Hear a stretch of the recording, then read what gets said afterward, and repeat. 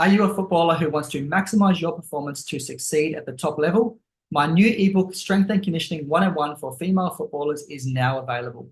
For free and instant access, simply head on over to jacobandre.com. Link is in the show notes.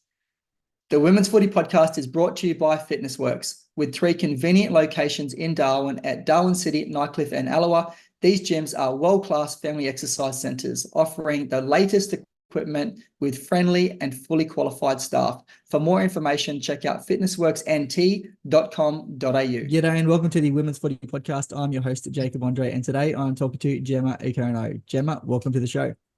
Thank you for having me. So I've got you on because we're talking about the FootyFit program, and you are one of the FootyFit alumni. I don't know if that's how you say the word properly, but you have been someone who's done FootyFit, and I want to talk to you a bit about it. But before we get on to that, tell me a little bit about yourself and how you ended up playing football. I grew up in country Victoria, so it's a massive part of everyone's life down there, I guess. I've got 2 older brothers, and my father was an umpire and, coordinated Auskick, so I pretty much had no choice.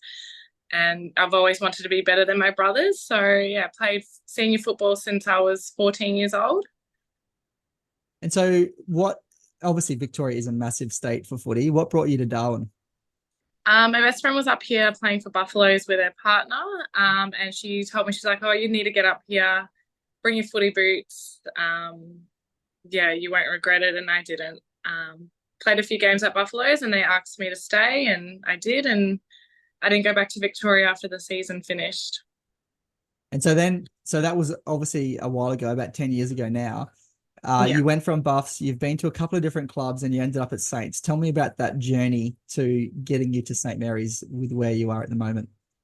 So I played for Buffaloes, and then I went to Wanderers with my partner at the time. He was playing for Wanderers, and I thought, that's going to make life easier. And then 3 games into the season, I found out I was pregnant with my daughter, Kennedy, who's now 7. She'll be 7. After I had Kennedy, 5 months postpartum, I went back to Buffaloes. I didn't really enjoy my time at Wanderers, but that's okay. You never know if you try it. And then, so I've been at St. Mary's for the last 2 seasons, and I've been loving it there. Well, I hope it wasn't that running coach you had at Wanderers, because that was where we first met. And your daughter has been everywhere since. So I love that you have got her out. I've seen her in publications for the NTFL and all sorts of things. What does it mean to you to be able to have her running out with you, for example, on grand final day? It's really special, and I just hope when she's older, she'll hold on to those memories and it'll make her want to play football. We'll still love her regardless if she doesn't want to play football or not. Just being a part of that community, and she's got so much support around her. She's got all these friends. She's got, an extensive range of aunties and uncles, and she loves it. And just seeing the smile on her face and the way she gets excited about it. I think every night, she's asking me, can we go back to the Saints Club? Just because she knows there's all the kids there, there's the pool there, she just has that sense of belonging and that feel of community around her. And it's amazing. So you won a premiership with Buffs, and you're now at St. Mary's and have been there for the last 2 seasons. What got you across to St. Mary's? So when I decided I wasn't going to continue on with Buffaloes, I actually had a meeting with Nightcliff, and another teammate of mine, Takisa Hale, who was at Buffaloes. She also didn't want to continue on. And she suggested St. Mary's, her partner plays for St. Mary's. And I said, oh, okay, we'll sit down with Saints as well. And we did. And look, she pretty much said she's not going to go to Nightcliff. So I said, look, if we're going to go together, let's just go to Saints then. We feel quite valued there, and we've had some really good times there. So, yeah. And how's the club finished up the last 2 years? So last season we made the prelim final, got knocked out by Pints in the last quarter. And then last season just gone, we made the grand final and just lost in the last 5 minutes to Pints. So, every year we've gotten a step closer. So doing one better. So, but judging by that, it sounds like you're going to win the premiership next year. Yeah. Don't jinx it. No, I won't jinx it. I'm sure. Yeah. But so you played with the NT rep side a little bit over the years, and you were just recently in the last game named vice captain. Is that the first time, or has that happened before? That's the first time I've been named in like a leadership position And for. what did that mean to you? It was a huge honor. I love the whole rep concept. Everyone coming together and the training's great. Like there's so much buy-in. It's at such an elite level. And you get to know the girls on a different spectrum, I guess. You know, you're usually playing against a lot of the girls, but you're also not representing the territory, you're representing the club as well that you're playing for. And that brings a lot of pride to me as well. But yeah, representing Northern Territory is, yeah, it's pretty special. So leading into all of that, so before this, like, I think it was probably around this time last year, and I think you did like Yeah. pretty much all of the FootyFit preseason and then in season. What were your thoughts about FootyFit when you heard about this program before you reached out to me? Well, I've seen like the caliber of players that you've done it with, you know, Danielle Ponta, Jasmine Hewitt, Steph Williams, you know, they're all playing AFLW. Um, and they're amazing players. So I was like, you know, we'll check it out and see how it goes. You know, I'm in the gym, I'm doing my own running, but I wanted some sort of structure and some meaning to what I'm actually doing and if I'm doing things right and if it's actually going to contribute to me being a better football player. Yeah, this program has just come on in leaps and bounds in the last 12 months. And when you started doing it this time last year, it was literally just a program, and it's now evolved into this thing where it's a community, and there's running mechanics analysis and kicking analysis with Ben Stanley, who's enhanced football on Instagram, and game analysis, and there's so much stuff to it. So I really hope that you felt like you got something out of it. People can, by the way, sign up to just the program, or they can sign up to the entire package. But when you did do the program, what were your personal goals for yourself? You don't have to get too personal, because I understand a lot of people don't like to, lay their full heart out for everyone to hear. But like, what was it the main things that you wanted to get out of it? I just wanted to get some structure around what I was doing myself personally, like in the gym and running. And I just wanted to become a better, stronger and faster player to help my team and to, you know, if I could be the best footballer, then I'm helping out my teammates as well. That was just one of my goals. Like there wasn't any individual accolade or, you know, getting drafted. Like I'm way beyond that now. But it's, yeah, just trying to get the best out of my body that I can, I guess. You know, I'm towards the end of my career. So yeah, just trying to be the It's best fun. I can to contribute to my team and to pull them along.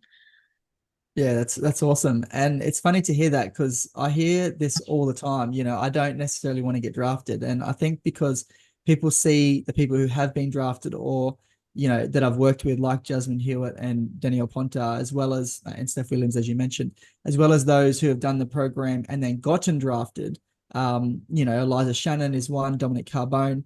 But then the majority of people doing it are looking to take their game to the next level. So they're looking to go down south and play in the QAFLW, for example, or in the VFLW, and be able to perform well down there, or to be able to get, sign with the NT rep side and play in a rep game, or just simply improve their game and play better. It doesn't have to be that you want to get drafted. Certainly it'll help you do that, but the majority of people are looking to just simply take their game to the next level. So I'm so glad that you brought that up. What were your expectations of the program? Um, I guess for it to work. I'm kind of scared to ask, but like, did it No, work? no, just I guess like to educate me a little bit more on different movements in the gym, different, you know, running, you know, conditioning running. And I think like the biggest thing that I've taken from the program is the swimming side of it, like the aerobic factor in like it helps your tank, like the swimming part of the program, and I really enjoy that. I like swimming. I know not everyone does, but I think that really helped, and I really enjoyed that within the program. Yeah. Yeah, if you follow me on Instagram, you know that I'm always raving about swimming. For any aerobic endurance, it's the best thing that you can do, and you don't even have to do a lot of laps. And in actual fact, like when I was doing the stuff with Adelaide, I tried to get Danielle in the pool, and she was just like, "Nah, not happening." Whereas Yeah. Jazz was like, "Yeah, nah, bring it on. Let's jump in the pool Yeah. and do something." I just think swimming is, if you can get your athletes, and this is even like runners, even like, for example, sprinters I've worked with, like Jess Paris. I try to get them in the pool. Jess is not keen on the pool too Yeah. much, but as you'd imagine, a lot of runners, running sport, like you got running sport people, but you got people who do running for sport. And so Yeah. those people whose sport is running, they typically don't like to swim, and unless they're triathletes, but certainly not sprinters, mainly because they sink. But I try and get everyone in the pool, and honestly, like, yeah, they'll probably put that on my gravestone one day, like, swim. Get Told in me the to pool. swim. Yeah. Get in the pool. So how did you find the structure of the program? You've already touched on the swimming elements of it, but like, were there any specific aspects that stood out to you? I think the fact that having my daughter and not being able to go to the gym all the time. So one week I can go to the gym and when she's with her dad. But when I've got her, it was very hard for me to get into the gym. So by you tailoring the program for using the equipment that I've got at home, to then tailoring it to when I'm able to get into the gym, and then for you basing the program around my personal life, working full time, parenting, that was really good that I found with the program, that the structure around my own personal life, you are able to just weave it in. So, Yeah, actually, you just reminded me of something. Did you know, in actual fact, the program, which wasn't even called FootyFit back then, it was just like dynamic group coaching for Australian rules footballers. Um, I can't believe how far it's come in just 12 months.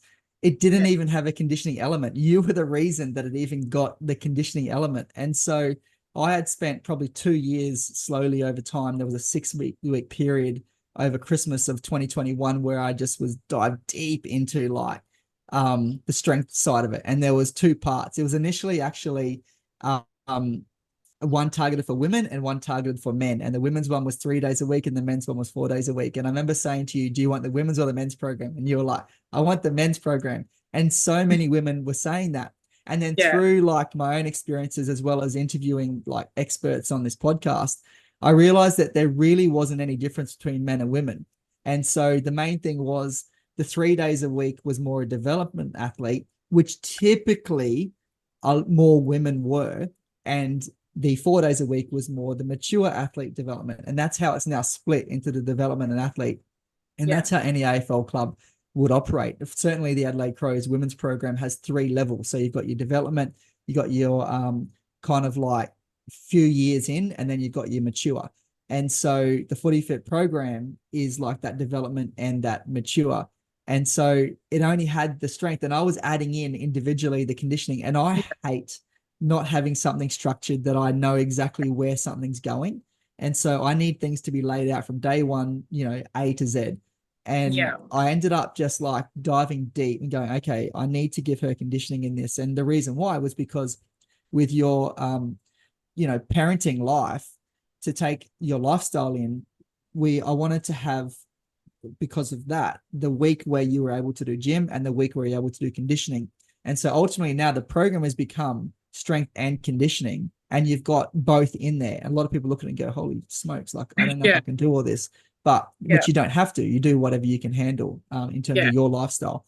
But because I needed to have that strength one week, conditioning the other week, I needed to put that time into developing it. And the conditioning program now, I'm so proud to say, is like actually like A to Z. yeah, Develop someone up in the speed sessions, in the agility sessions, in the speed endurance sessions, in the repeat sprint sessions, in the aerobic endurance sessions, like all of it. It takes you through from like week one of preseason through to like grand final week, which is over essentially a 12 Yeah, month period. Like, yeah. yeah, And then we had to factor in because I was actually in season for Cairns when I was really in pre-season for NTFL. So I think, I think you had that discussion with me. You said that you're going to be heavy on game day when I in Cairns. I was like, yeah, nah, it'll be fine. It'll be fine. But it was fine. Obviously it kept me moving while I was in season, but because I had that conditioning and the running on top of the strength, like, yeah, it was great. yeah, and like that's it. It's so funny because you have to ask, what are your actual bigger goals? And generally they're more like that 12 months type thing. You need to know like where's your big dream, which could be a few years ahead. But I don't like to keep that in mind, but I don't like to look any more than sort of 12 months ahead and then really set goals in 3 month kind of increments. But what I find a lot of the athletes do is they'll be playing in the NTFL season, which is, October through to March. And that will be their priority, but then they'll be playing in a Southern season as well, back to back. And so Yeah, generally they could go and do in season and then in season down south and in season up here. But what I find a lot end up doing is that they go and play down south, but they do the preseason training because their priority is the NTFL, and it could be vice versa. But they're actually peaking for grand final day or finals, if everything comes together for the team, to make grand final and ultimately winning grand final at the end of March. So what I have to tell people is just be aware that that's fine, that's good, and we can take in those games and the training that you're doing. If you are living down south, some people are flying in and out, but you have to take that into account with your load and acknowledge that you are going to be a little bit more heavy and you may not be playing your best football down south. But if you're okay with that and your priority is the yeah, NTFL season, then that's great. And there's plenty of yeah, like players that have done that. Xavier Vallejo comes to mind actually yeah, as one. yeah, Yeah, and he actually, when he was doing it, he was just coming out of year 12, so, and he was looking at going down south to play, but he wanted to play up here, so yeah, he was doing this preseason training. Hey, Jacob here with a quick message. If you're enjoying this episode of the Women's Footy Podcast and you want more fitness tips for the female footballer, I encourage you to join our Instagram channel, FootyFit Fam. Link is in the show notes. Now, back to the show. So moving on to strength training then, how did the strength training component of the program impact your on-field performance? uh, I felt, a lot stronger playing. Yeah, I was able to get to more contests, just the overall strength. I guess I felt lighter as well. Um, yeah, no, it was good. Like, I really enjoyed having that strength in there. Yeah, it just gives you that overall confidence as well. But yeah, Mm. it's just, yeah, Would you say you felt bouncy or you were able to run across the top of the ground? yeah, Yeah, sorry. that's a real typical thing you sort of hear team coaches talk about a lot is they're running across the top of the ground, and strength really underpins the conditioning. And with the conditioning, can you describe how the conditioning drills helped you improve your stamina and endurance during matches? Yeah, so, um, sorry, I'm just getting a phone call. That's right. I can hear this bird just going mad outside. I don't know if you can hear that. So yeah, it was really good. I felt, and I was always like to Ryan as a playing midfield. Sorry, keep. Yeah, yeah. Ryan, as you're doing that, Ryan, of course, is Ryan Smith, who's the St. Mary's women's coach and has been a guest on this podcast. I highly recommend you go back and check that out. Just type in Ryan Smith into the search for this podcast and you'll hear it. Yeah, sorry, going back to that. Yeah, so I'm playing a lot of midfield. So I said to Ryan, like I want to be on the ground as much as I can be. Like we've always had this thing. Where he's like, you need to come off, you need to do your rotation. I'm like, that's fine. But for me personally, like I want to try and, exert myself as much as I can. I want to be clocking nearly 10 Ks a game, which I was, getting up to the 9-10 kilometers a game, which personally for me was awesome. But yeah, doing that conditioning, running and the swimming and the stamina, I felt I could run out games a lot easier than previously. And how did you know that you were getting to the 9, 10Ks in a game? Did you guys have GPS on in your So uniforms? I got my Garmin watch and just took off the band, and then like I strap it just under my sports bra. So hopefully it was kind of accurate. Yeah, I wasn't, Maury, he'd give the GPS to the young girls doing the academy, and I was just there strapping up my Garmin watch. Um, yeah, Maury wasn't interested in my case, but that's okay. It's funny, a few of the girls that I've trained actually do that, and they find all sorts of weird spots to strap their Apple Watch to. Yeah, well, I was like, if I can get as closer to my heart, I don't know, that's just my thing. But And then so you in what, out yeah, the break and stuff, 2 hours, yeah. 10K, 2 hours or whatever. In what ways did the program help you enhance your football skills in addition to your physical conditioning? I think it was just the ability to just run out games a lot more, and that explosiveness as well, like coming out of contested packs. Like, I mean, I'm an inside midfielder, so I'm always trying to get in and under. But I wanted to be able to, not only get in and under with the ball, but be able to get out of the packs as well. And I found with the program that helped me do a lot of that, and just like build my confidence knowing that my body can do that, and just to keep going. And did you notice any improvements in terms of injury prevention and recovery due to the program? Well, funny thing was I tore 2 ligaments in my ankle. So I was out for about 5 to 6 weeks, and I thought I was completely done. But other than that, that was off getting hit. It wasn't anything to do with like prehab or anything like that, or the program itself. But yeah, definitely like recovery after games was a lot better.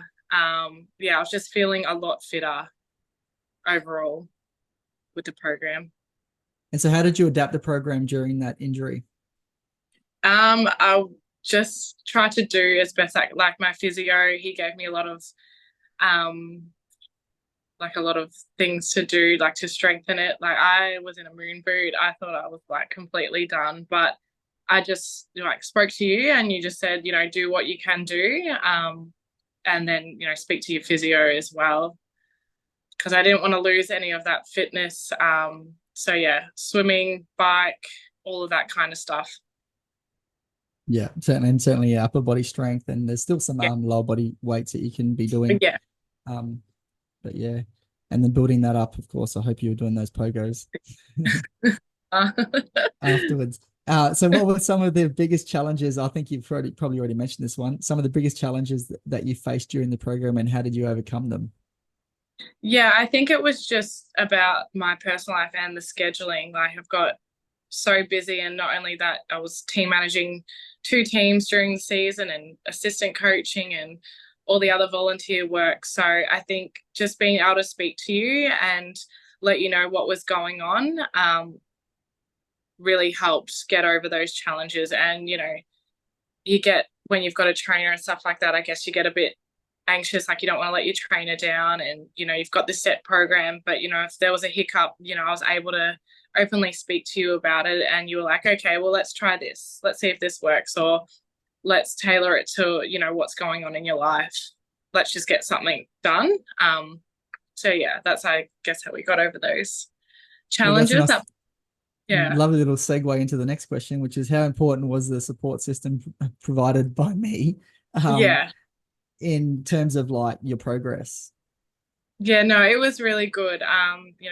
Such a like an open door. I was able to come to you whenever something would arise and let you know how I'm going. I wish I could have had you in the gym with me every single day or every single session or every conditioning session. I was like, oh, I wish Jacob was here, just to guide you through some of them. But if anything, like whenever I doubted it, I just reached out, and you were able to quickly fix whatever I was worried about. Maybe there's something I should look at trying to add in. So you've already kind of mentioned hitting the 10K mark in your games. Were there any other specific performance metrics throughout the program? And if so, what improvements did you see? Was there any specific kind of think KPI that you wanted? not really. It was just like the overall strength. I guess, like I was able to lift more, lift heavier, which, gives you that confidence that you're doing the right things and it's working and what you're working towards, you're improving every single time. I didn't really have a sort of KPI. I was just like, I just want to feel fitter and just be better. And this season I was, and even through camps, like flying in and out, that really helped that season as well, and staying on top of fitness to be able to play, because, you don't have football training here in the off season. So Yeah, actually, side note, it looked like you absolutely dominated in Cairns, and I know you dominate in Darwin. What was the difference between the two competitions? I would say it's the Cairns League would probably sit around in between NTFL Premier League and Division One, like it would slot in the middle.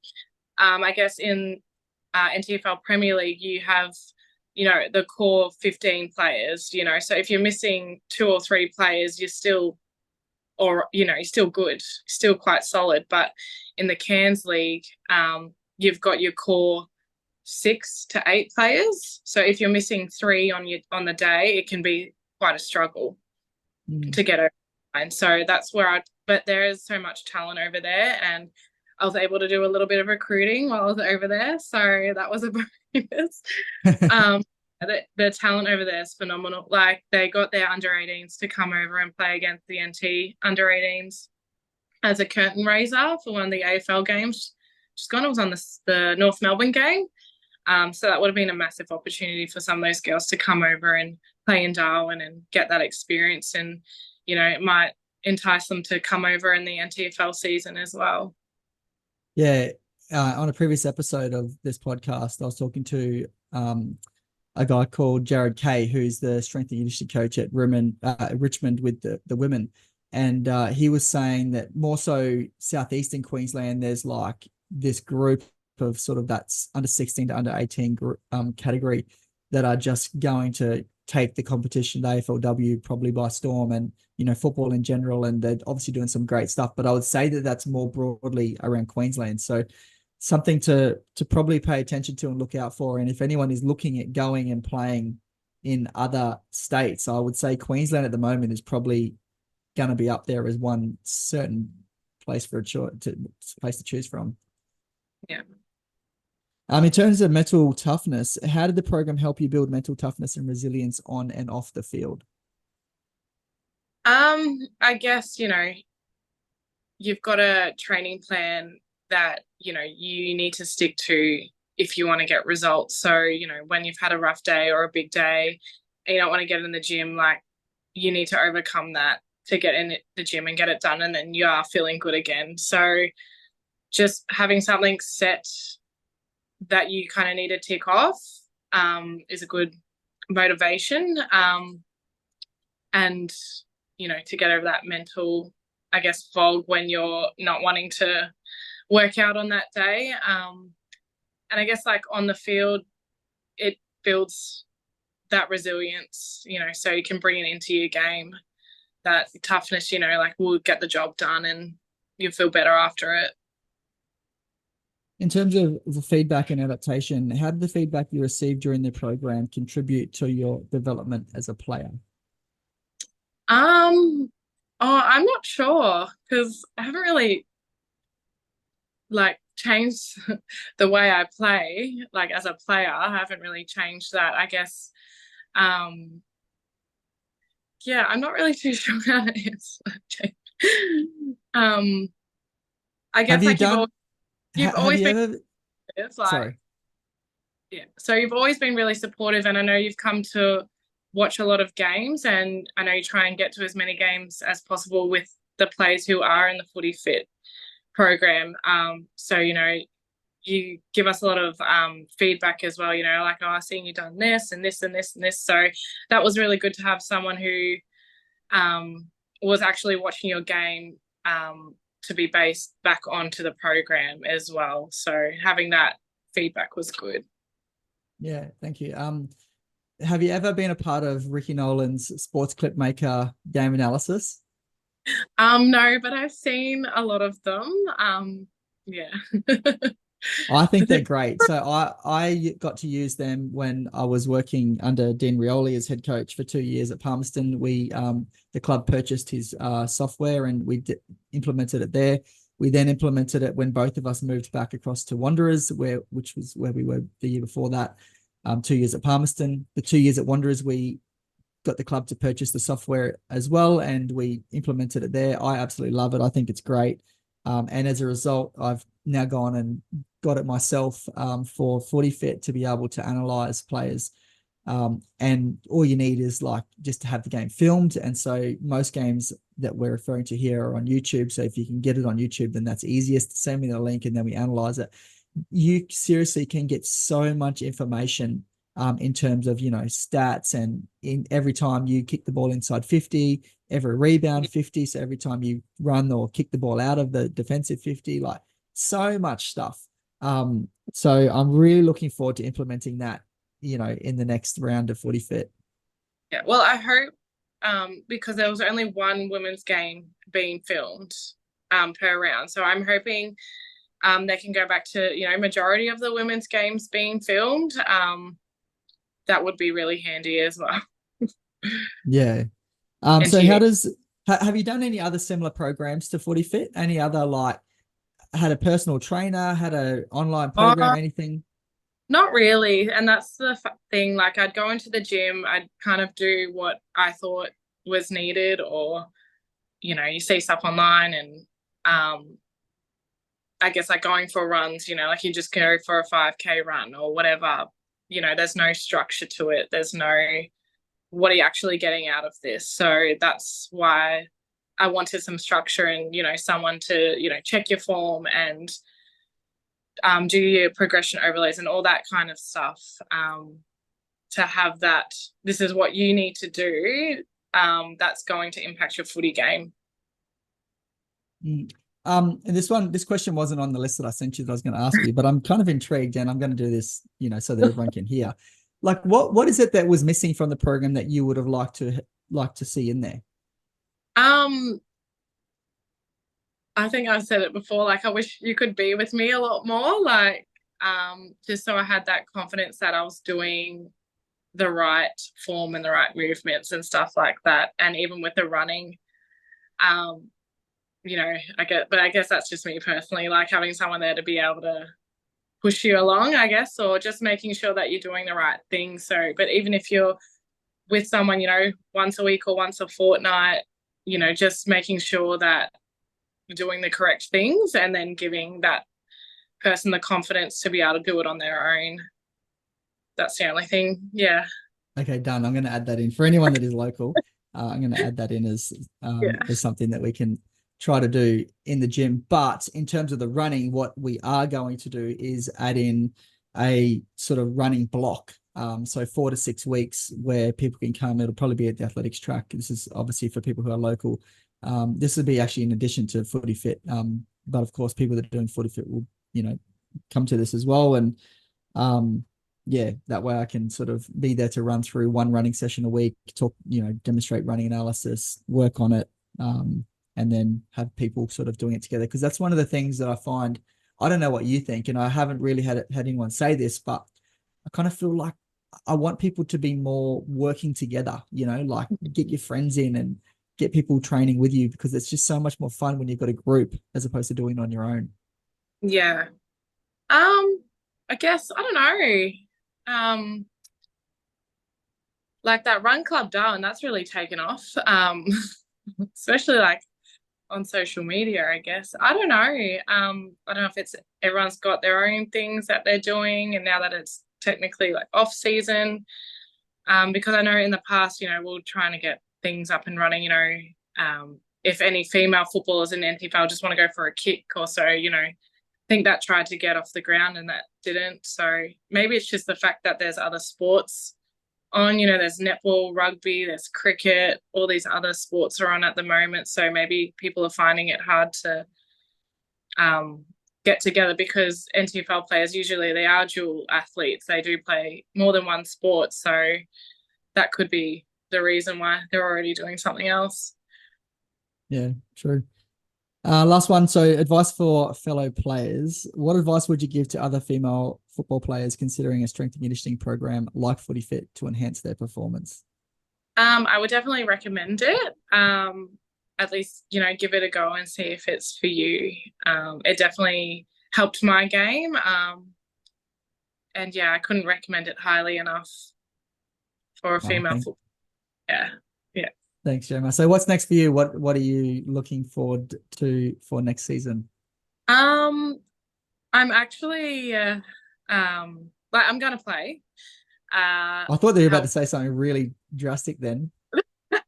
No, because every season, season, like, oh well, actually I'm pregnant, so I'm not playing, or I thought there was something like that coming. Yeah, so I'm going to play. It's just that I'm not going to make football such a priority. So, if I want to go away for the weekend, I will go, previously it's like, no, I can't do anything. Football's on, can't do anything. That's it. It's every single night of the week. It's all weekend, if I'm not playing, I'm volunteering or I'm working there. I pretty much live at the stadium when football season's on. So for me, I'm going to play as hard as I can and train as hard as I can, but I'm not going to let it run my life this season. I've managed to get life membership. That was a massive personal goal of mine that I've ticked off, and I feel like now I've gotten there. I can, slow the brakes down. But look, I say that all the time, and then it gets to footy season and I'm like, yeah, let's go. Yeah. How many games is life membership? Is it 150? Yeah, it's 150. So it's Premier League games, it's rep games, it's Thunder games, it's, all of those combined. Yeah. Yeah. Oh, well, sounds like you're going to have a nice balanced season coming up. Jemma, thank you so much for sharing your experiences with FootyFit. Yeah, thank you. And wish you all the best. Are you a footballer who wants to maximize your performance to succeed at the top level? My new ebook, Strength and Conditioning 101 for Female Footballers, is now available. For free and instant access, simply head on over to jacobandre.com. Link is in the show notes.